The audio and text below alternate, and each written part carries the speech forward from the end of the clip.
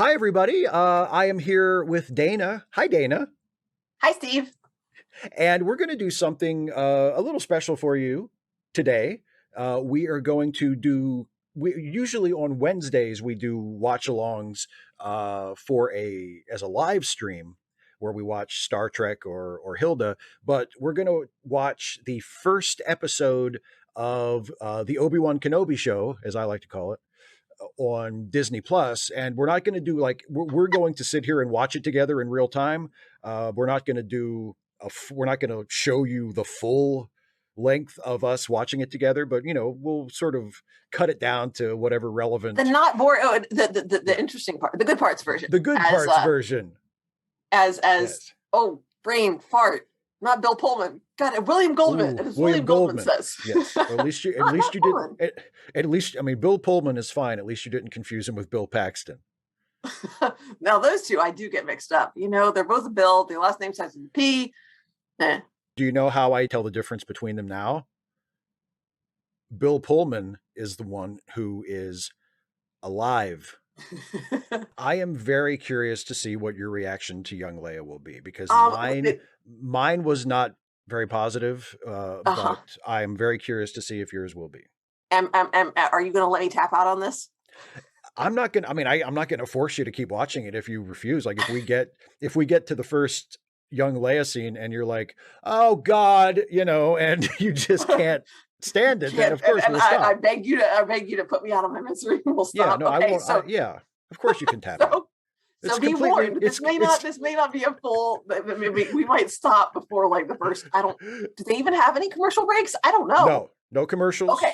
Oh no, God. It's all yeah. Okay. And, I have no idea how long this is going to last, folks. So enjoy it while it does.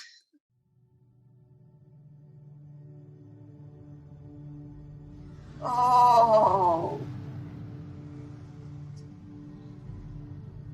The scenery is You refer to the prophecy of the one who will bring balance to the Force.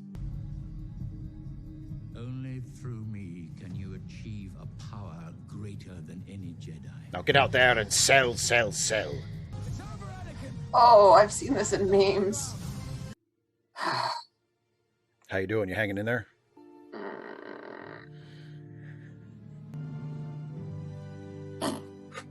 We'll see. I mean, that was I'm surviving. They're not good movies. They're not good movies at all.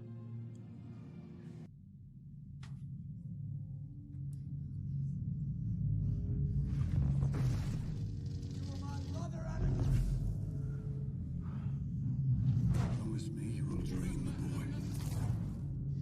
Obi-Wan. Only pain will you find. There's good in him. I know this.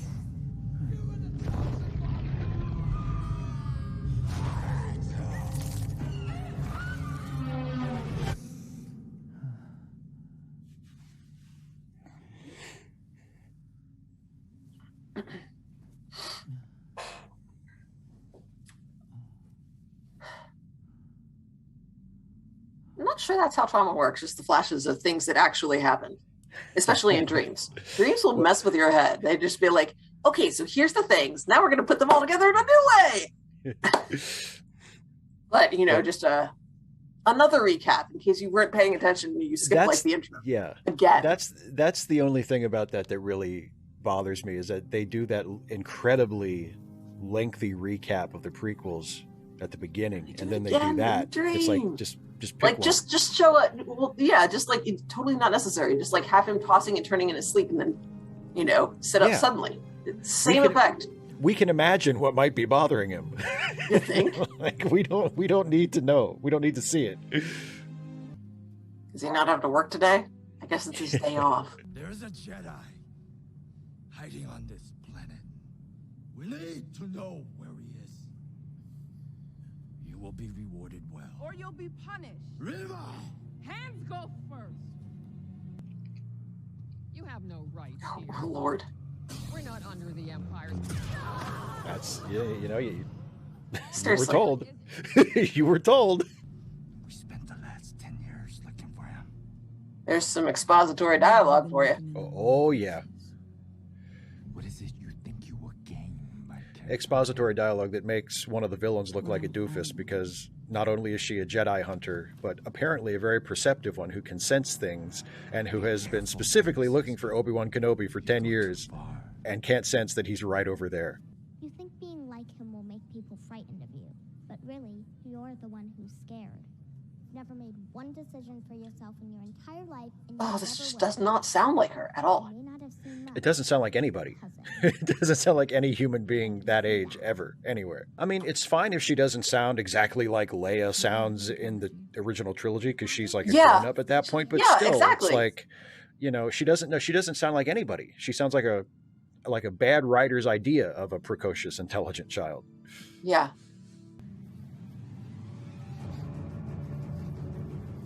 Seriously, if they can't catch a kid? It's maybe the least plausible scene in all of Star Wars.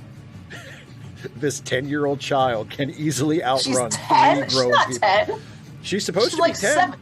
She's supposed to be 10? Yeah, it said 10 years later. She's supposed to be 10. Oh, that's right. It is 10. They said 10 years later. She does not look 10. Well, either way, she should not She be able to doesn't sound 10 3 either. I thought grown she was adults. supposed to be like 6. She does not comport herself like an upper elementary school child. I mean, why? He just stops. Like, Why don't are you go. not grabbing her? Yeah, it's... So that we can, we need to get that much time. It's supposed to be this long. Exactly. Lord, It's that's absurd. That was terrible. It's absurd. Yeah, it is. It's awful. It's absurd.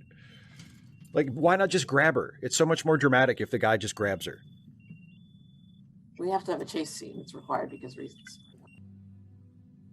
Find someone else.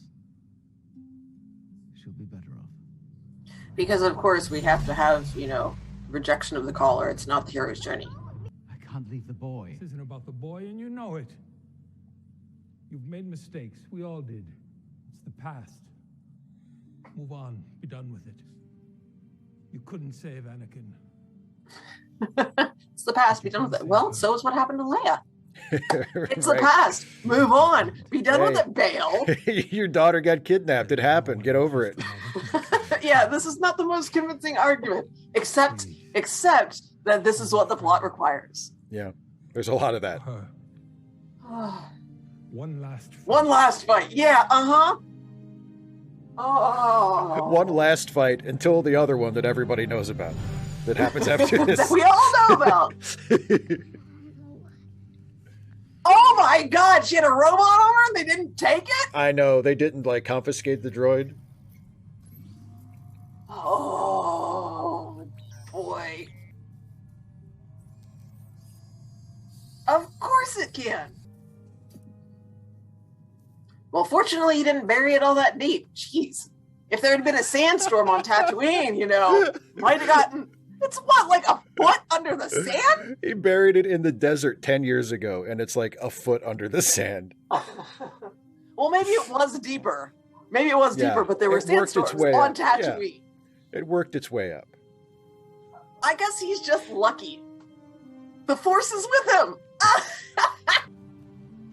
Oh, let's wear the Jedi robe so that you can be disguised. Dun, dun, dun. Dun.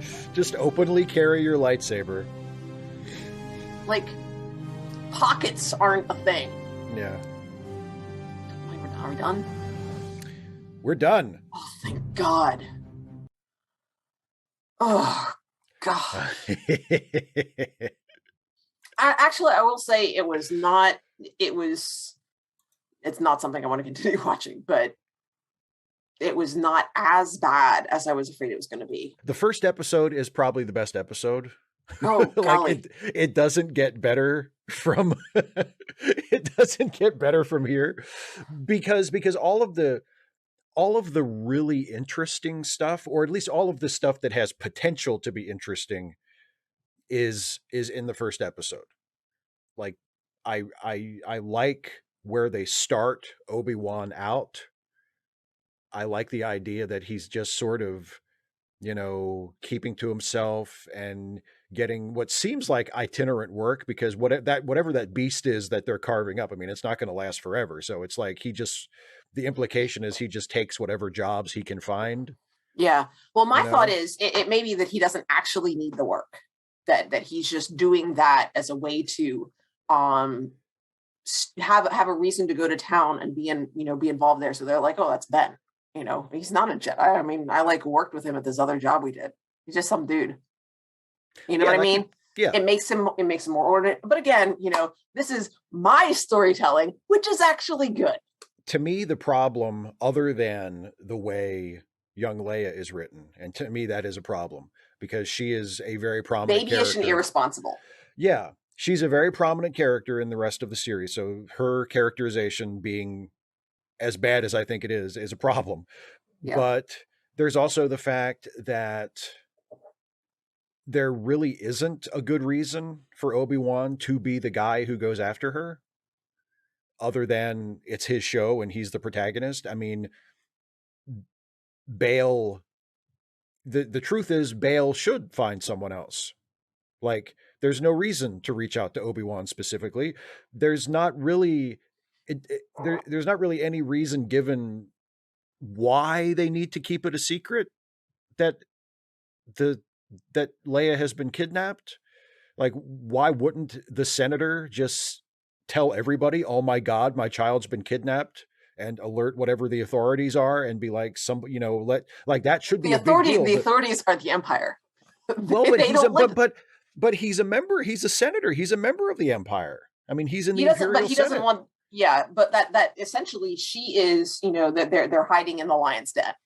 And so, drawing additional attention to her when she's already in a very dangerous place. I can understand that. On the other hand, there's no reason that he couldn't hire a bounty hunter quietly, because if she's gone for very long, it's going to be noticed as well.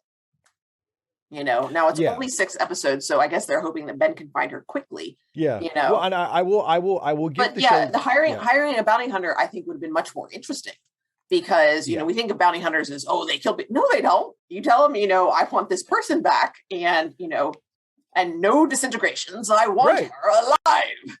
Well, that's you've hit on something that is another issue I have with the show, which is in the course of telling this story, it suggests other stories that just seem way more interesting. Like, what if, like to me, the scene at the beginning where the Inquisitors are looking for the Jedi in the bar there, I thought that was a decent scene. I don't think it's a great scene, but I think it's a decent scene. And then about the third sister. Third sister, yeah. Really? Anyway, and the bit about her, winging a knife at the dude. Yeah, that's great. The Jedi to show himself. That was good. And it's a good character moment. It establishes right away who she is, what her methods are. She wants to cut she's been standing there listening to the other guy prattle on for 10 minutes, and she's like, screw this. Boom. There's the Jedi. Yeah. And also he's like, you're what he didn't say impatient. What did he say? Reckless. Yeah, that was so reckless. They actually found the guy that they were looking for. Yeah. Because of what she decided to do. So reckless. Yeah. I'm kind of more interested in a show about these Grand Inquisitors hunting Jedi, and some Jedi other than Obi-Wan. So they don't have plot armor. We don't know that they're destined to survive to be in the movies, and have it be about that. Have it be about this group of Empire empirical agents hunting Jedi, and the Jedi that are sort of trying to stay one step ahead of them. Villain protagonists. That sounds potentially interesting. I mean, and they themselves don't have plot armor either. No, exactly. And maybe just anyone can die. Yeah, it's, so there's that. There's the fact that, again, the most interesting Obi-Wan stuff is before he gets pulled back into the game, so to speak, when he's just sort of living his life on Tatooine. Now, granted, you couldn't do a whole series of that. That would get boring. Something would have to happen. But that setup is so interesting, and, just sort of seeing where he finds himself 10 years after the prequels ended, but still about 8 years before Star Wars happens. And it's an interesting place for him to find himself. And then by the end of this episode, he's back in the old costume and he's got the lightsaber, and it's like, oh, never mind. I'm so salty about the fact that Leia is not given her own series. Yeah. Like, Okay, well, because we talked about that a couple weeks ago when you first came up with the idea to do this video. Like, if you're going to do a show with young Leia in it, it should just be that should be the show, because Leia's an important character, and if like she shouldn't just be a supporting character in the Obi-Wan show. is she though, Steve? Is she an important character? Because it seems like apparently not. In the original trilogy, Obi-Wan and Leia didn't really seem to have any particular connection. Leia knew who he was and asked for his help because she knew his name through her father, but they didn't really have like a thing, you know. It was Obi-Wan and Luke who had the thing. And Obi-Wan and Leia didn't really have a thing. So if you're doing an Obi-Wan show, there's no it's not like people are going to be like, well, where was Leia if you did an Obi-Wan show? Because they never had a thing. And so if you're going to do a Leia show, Obi-Wan doesn't have to be in it either, because there was no connection between those characters. So if you want to do a show with little Leia, and I don't think that's a good idea, especially not at this age. Something like Solo, where something about her joining the Senate, how she became, she's and like how a teenager. she became part of the rebellion. Yeah. You know? Yeah. I mean, that would have been, and maybe this could be used to set it up, but, they're trying to write her as though she's like basically a 10-year-old version of the character that we know her as from Star Wars. I don't think they're doing a very good job of it, but I think that's the intention, that, you know, they're trying to write little Leia like grown-up Leia that we see in the movies. And that doesn't make any sense, because she's 10, so she wouldn't be the same as she was when she was, you know. But she also isn't the same, because she takes her work very seriously, and, you know, she has purpose. Right. And she's like, the Senate is boring. I'm like, what? The clothes are itchy. It's like, you know, it's pushback against the whole girls care. You know, girls don't, you know, only a girly girl would care about clothes, and we can't have that. She doesn't want to wear pretty clothes. She wants to run outside and climb trees. So that makes her a better girl, because she's not feminine, because femininity is bad. Right? I'm so, gosh, it's vile. It's vile. They try to pull off this trick, which actually gets, I mean, if it annoys you at this point, it's better that you don't watch the other episodes, because that part of it only gets worse the rest of the series. They try to pull off this trick where she's simultaneously wise beyond her years and also like an annoying, petulant little girl. And I suppose you might be able to pull that off if the writing was really good, but I think hypothetically they're going for wise beyond her years, but still a child and thus immature. Right. And I could do that well, but they haven't done it well in this episode. Oh, Lordy. Yeah, it's just not. It's not as crushingly disappointing as the prequels, because I didn't have my hopes up for this one. I went in going, oh boy. Well, and I was pleasantly surprised. It sucked, but it didn't suck as much as I was expecting it to. I made it through, didn't I? Yes, you did. I made it through. Yes, you did. I wasn't just like, okay, no, we got to stop. There's no compelling reason creatively for it to exist. Like, creatively, it does not justify its existence. We know that it exists for commercial reasons, because Disney Plus wants Star you were talking Wars about the marketing? Yeah. The marketing thing. You know what they're marketing? That robot. Oh God. You reminded me. That's something that I get, that like they all need to have a droid. Like, that's kind of become a standard Star Wars thing. Like, all the new things need to have a droid. So I understand that. I accept that. What I thought was weird is that Leia apparently has no friends other than this little toy droid. Like, she doesn't have friends. She just hangs out with this droid all by herself. Well, no. We do see evidence, because there's another kid. She gets that kid to impersonate her. Yeah. Would have been nice to see them have a scene together. Would have been nice to establish that they were actually friends. First of all, like, they're objects. Let's be honest. I mean, do you talk to your toaster? Not usually, no. No, me either. There's an opportunity to, and they never explore it. Nobody explores it in Star Wars, but it's theoretically is supposed to be common, or at least it was in the Legends era, common to refer to droids, think of droids as objects. And Yes. like Luke was weird for like his connection to R2-D2 and not wanting R2-D2 and 3PO to get their memory wiped on a regular basis. Like that's actually supposedly like bad for their internal processors. Like it's like if you keep your computer running and you never like restart it, eventually it's like it crashes. And that's, you know, the idea is that the you know, when the droids start developing quirks, that means that their programming has picked up, you know, bugs, or they have viruses. Like not scanning your computer for viruses is risky behavior. Like you're risking, you know, losing the computer's ability to function. And we don't actually see that. Like it's not justified. And through, you know, it doesn't happen to any other droids. Like it doesn't actually happen. But, you know, people, I guess, I don't know. And then, but the narrative humanizes those droids and others so much that we don't see the behavior as weird. But additionally, it also doesn't really look at as humans, our propensity for anthropomorphizing like everything.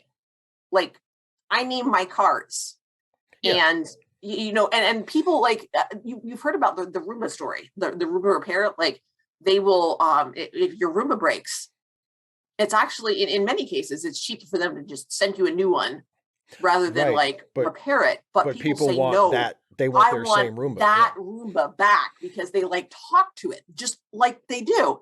And then the other thing, it just the fact that nobody apparently caught this, that he says, you know, you don't need to be polite when talking to lower life forms. I'm like, why are you're it's a droid. Yeah, they're not life forms to begin with. They're not life forms at all. Like that's the point of you not needing to say thank you to them. They're not alive. Like, did nobody catch this? Why is he referring to the droid as a life form? Why? I'm like, that seems like such an obvious, easy fix. Yeah. Like it's not a big deal, but it's indicative of what's wrong with like the entire show. Like it feels thrown together and just tossed out there with the understanding that Ewan McGregor likes playing Obi-Wan Kenobi and he will do a good job. And he is. Absolutely. You know, his expression, his performance the best part of the show. Great. Now, what I was hoping to find out was that the other Jedi dude had been turned. I mean, I really thought he was setting Ben up. Now, see, that would have been interesting. You know, but they didn't do it. That would have been interesting. And maybe Obi-Wan has to kill him to protect his secret. I don't care. You know? They didn't do it. Yeah, I never even thought of that until now. But yeah, that would have been so much more interesting. Like some of what he said sounded like he was fishing. Like he wasn't actually sure that this was Obi-Wan Kenobi. Yeah, and he wanted to make sure before he pulled the trigger, so to speak. And yeah. Like he's gonna get in trouble. He says, "No, I know where Obi-Wan Kenobi is." They're like, "You better, or you're dead." Yeah, that would have been so much more interesting. Oh my God. He tries to turn this guy in, and you know, Obi-Wan gets away, and they kill him, and then they string him up in the town square. Story continues as usual. Also, you don't have to have the chase scene. Aha! Yeah, that chase scene with them chasing her through the woods is like mortifyingly bad. Ridiculous. Like, I mean, the chase itself, it's not badly shot. Oh no! But like just the existence of it. It's preposterous. Full stop. Yeah. It's ridiculous. It's shot, but it's preposterous, especially because you can clearly see that this child is not running unusually fast. She's running at the normal speed you would expect for a person her size. Yeah, and this is not one of the Williams sisters, y'all. No, and these adults who have no reason to be. I mean, they're not supposed to kill her, but they have no reason to treat her like, you know, she's fragile. Like, there's no reason why they can't just jerk a hold of her, right? And it's like the scene that you laughed at when they have her surrounded and they pull up, like they don't even grab her. Like, like why isn't somebody grabbing this kid? Oh golly, it's so bad. Like, and the scene with her cousin, like, I get that they're trying to show her force sensitivity. Right, because she's kind of like perceptive. She's telling him his business in a very she's telling him his feelings. Way. She's able to sense his feelings. But like, it's so badly done. Like, it does not sound like a 10-year-old kid at all. And also, there's no reason that he would stand there and just wait for her to finish her little speech. I mean, he's bigger than her. He's older than her. He's going to cut her off. Yeah. You know, and yeah. And just, I mean, it's just, it's so maybe, like, I mean, I've seen elementary school kids and middle school kids. This is not how they interact at all. It's so inauthentic. It's so badly written. Maybe have him cut her off in a really mean, cutting way, and that's what sends her into the woods. So glad I set up the warning that said, you know, I may not even make it through this one because I have no interest in watching the rest of it. And Darth Vader hasn't even showed up yet. Is that a good thing? Is that just one of the many, many ways in which it gets worse? Yes. Oh. Well, see, here's the thing. Here's the problem I have with Darth Vader showing up, other than the fact that the only reason Darth Vader is in it is, again, purely for fan service. Because they have James Earl Jones voicing it. The main problem with all of the villains, not just Vader and not just the third sister, but also those other Inquisitor guys who kind of pop up every now and then for the rest of the show, for the rest of the one with the hat too. And the one with the bald one, with the thing, pinhead without the pins. They took Pinhead's pins out. Ratataki, I think, is what they are, because there are some other Inquisitors that we've seen in other media. Clone Wars, I think, has one of the Inquisitors, female. And she's got that look, and I think they're Ratataki. Anyway, and so yeah, the one with nothing on the head and the one with the hat on the head, so you could easily tell them apart. Nice visual design, I will say. My last point that I want to make about the villains is that, and again, this applies to all of them, is that they're ineffectual, and ineffectual villains. Like there's no tension there. There's no drama there, because we see the villains continually fail time and time again, including Darth Vader, who shows up in, I think, episode 3, maybe. I think it's episode 3. And he has a confrontation with Obi-Wan where he clearly wants to kill Obi-Wan. Like, he's trying to kill him, and he doesn't, which makes Darth Vader look weak. And the same thing with the third sister. You know, yeah, they had the opportunity. I mean, Obi-Wan's our perspective character, so we don't really get. No, we get the Leia scenes, I guess, are not from his. So she is a perspective character, and then there's some, you know, omniscient point of view shots, like the ominous music when we get the shot of the guy who's one of the mercenaries. Anyway, but I was thinking, you know, showing the Inquisitors catching the other dude. You know, because apparently they were successful. I mean, it's not really clear. He's just there. Yeah, but yeah, you're right. They should let us see they need to let us see the bad guys successfully doing bad guy stuff. Apologies to anyone who is hoping for the continuation of this, but I wouldn't mind doing this again, as there are many other series that have potential. and I'm having similar about. So yeah, if we can get this, you're brilliant, Steve. So if you can make this into something worthwhile, I would not mind doing this again. Although not with this series, but you know, with something else. Yeah, I would love to do this again for another show, for sure. Well, I mean, we've still got our list of things that we want each other to watch. So that's true. That's also a possibility. We'll go from there. All right. Let's see. All right. So yeah, bye folks. Thanks so much for watching. I appreciate it. And I hope you have a wonderful day.